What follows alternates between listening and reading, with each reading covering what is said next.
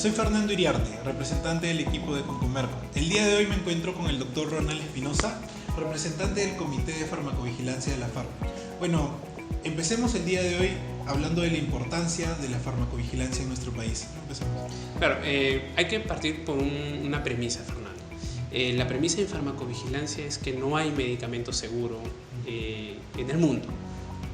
Hay medicamentos desde los más sencillos hasta los más complejos, que son los biológicos, que pueden producir eventos adversos. Y estos eventos adversos o reacciones adversas igual pueden ser desde lo más sencillo hasta lo más complejo, inclusive la muerte. La historia en la farmacovigilancia es muy variada, también es muy penosa. Ya se conoce de medicamentos que han sido necesarios su retiro en el mercado por estos eventos adversos que producen, algunos con lamentable resultado, como la talidomida, por ejemplo, ¿no? Entonces, es importante conocer y trasladar esa información a los profesionales de salud. La farmacovigilancia tiene que ser un mensaje dirigido a todos los profesionales de salud. Hace poco tuvimos una reunión, el primer foro de farmacovigilancia en el Congreso, donde el doctor Maldonado nos decía que la farmacovigilancia es una ciencia que tiene que ser considerada como transversal. Eso quiere decir que no hay un solo responsable.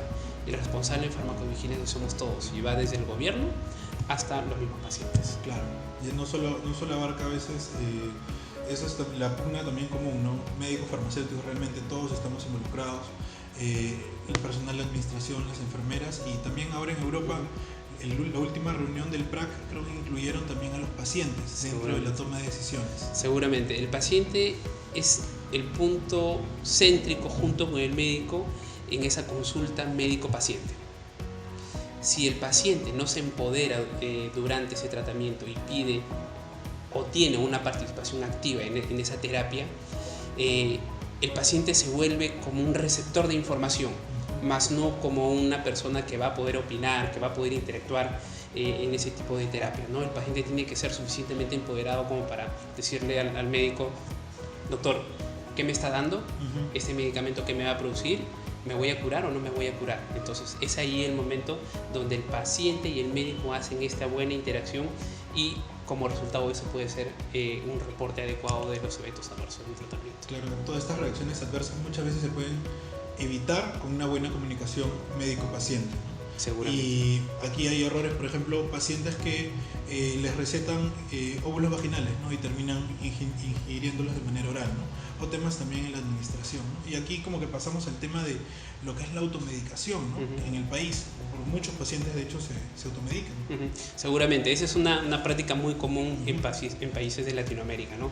Hay que tener en consideración que muchas veces la persona referente para recomendar a los medicamentos no son los profesionales de salud como un médico, una enfermera, un odontólogo, sino una persona que está parada en una botica, en una farmacia. Entonces hay que tener mucho cuidado con eso, porque desde ahí parte la automedicación.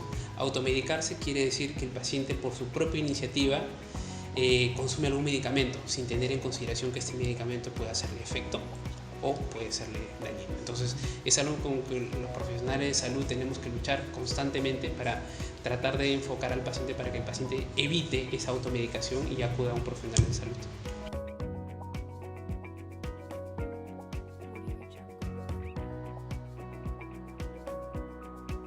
Bueno, ¿qué es lo que ocurre?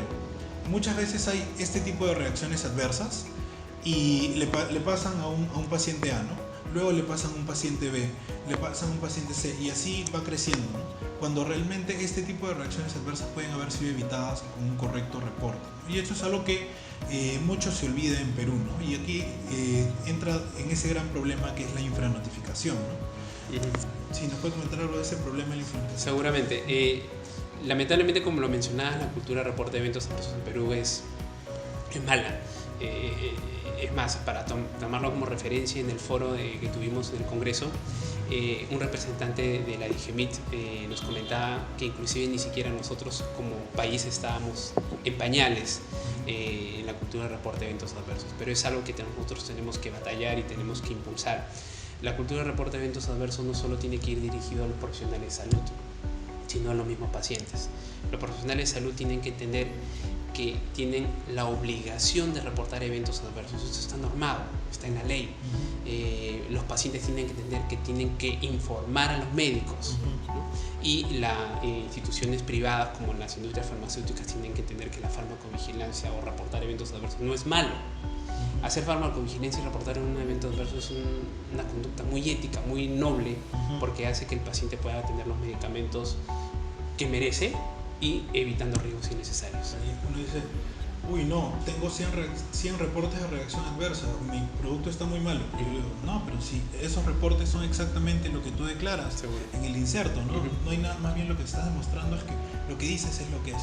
Si tú tienes ventas y no tienes reacciones, un reporte de reacción adversa, no estás haciendo bien información. Seguramente. Ahí hay algo que hay que solucionar, porque es conocido también que instituciones de salud reportan 0 eventos adversos, y eso es falso, o sea, eso no se puede concebir, y lo sabemos nosotros, lo saben las instituciones regulatorias, pero hay que tratar de impulsar ese reporte de eventos adversos y desechar de una vez los mitos acerca de la farmacovigilancia. Claro, eso son nuestros famosos 7 pecados de la subnotificación, ¿no? Que tenemos que luchar contra a veces ese miedo que tienen los profesionales de que pueden ser denunciados porque causaron una reacción adversa.